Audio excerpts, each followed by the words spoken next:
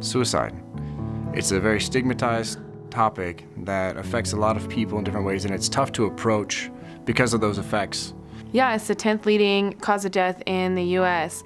45,000 Americans die each year. Highest rated among them is white middle-aged men.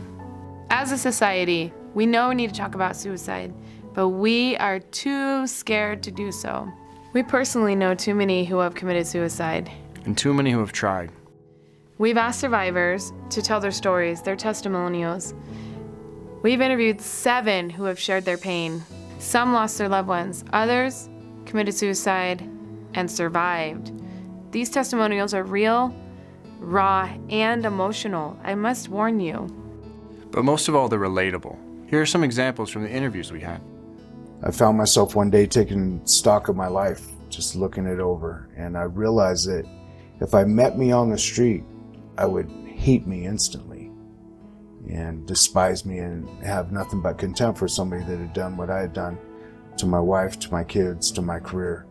And I realized, just a moment of clarity, that I didn't deserve to live. It just struck me to the core how horrible of a person that I've become. He was just so distraught by the pain that he has caused the family and the pain that he was living in, that he just wanted it to go away. And knowing now, that pain, it never goes away. You might not be here anymore, but that pain is still here. And now it's transferred on to everybody around you that cares about you, that loves you. They are the ones now that have to carry your pain. So I'll fast forward to when I was just turned 13, and I was in middle school. I was going to Billinghurst Elementary School. And oh boy, I just had enough. I started fighting back physically, but he was a 230-pound man. I just, got squashed all the time pretty much, you know what I mean? My mom would try to break us up, and, she would get pushed over to the side, and we're just fist fighting, all the time. He started calling the cops on me, saying that I had hit him. He never hit me, of course. And they believed him. They even believed him. I was like, oh my God, everybody just believes him.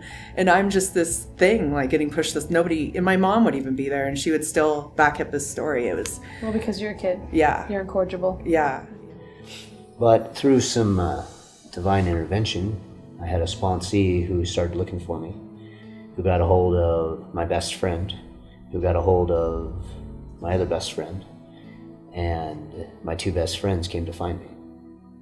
They wouldn't let him in the suicide ward, but they would, they could talk to him on the phone.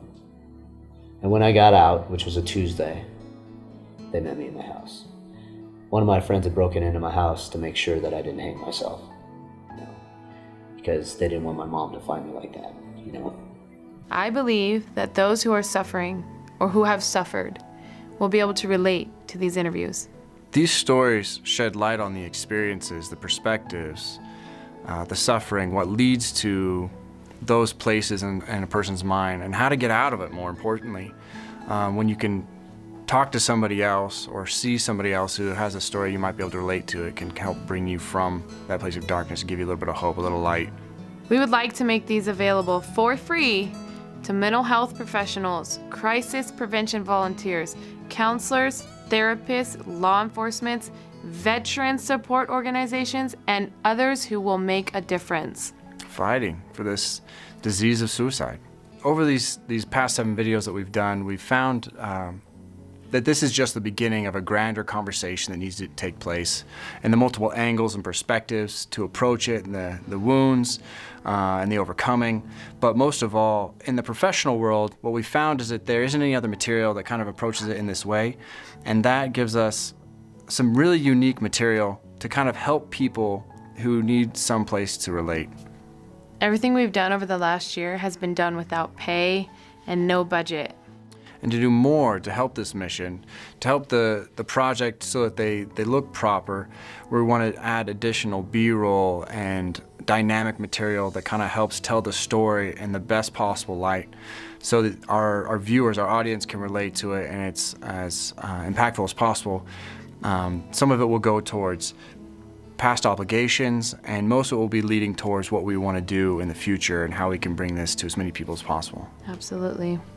These funds are going to help us with the formation of a proper nonprofit, the legal advice that will be able to help the board make the proper decisions to move this mission forward into the conversations we'd like to continue to develop with this kind of material. Anything we can raise above the $30,000 will not only go into helping us to push that mission forward, but the kinds of conversations, once you see this material, you're going to find that the things that need to be talked about are veterans who are dealing with coming back and repatriation process and families and stuff like that.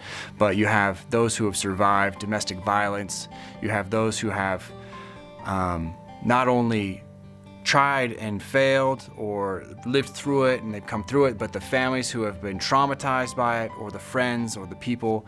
And so each one of those dynamics can be expanded upon, and we have dozens and dozens of people, and you probably know dozens of people who have some sort of relatability to this topic, and we highly encourage you to not only share and motivate people to get involved, but connect with us, send us messages, let us know your stories, if you're interested in getting involved, how we can reach other pieces in your community, whatever you feel like is on your heart. We love to connect with our audience and to do a better job. So we look forward to hearing from you as well. The heartfelt mission of this process is something that has become very personal to this team. I just want to say thank you for all your support and all your love and all your prayers, and I love you all, and I really, really, really look forward to doing more and saving some lives.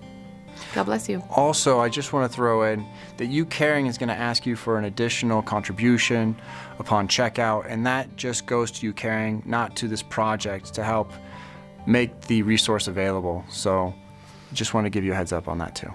Thank you so much. Thank you. God bless.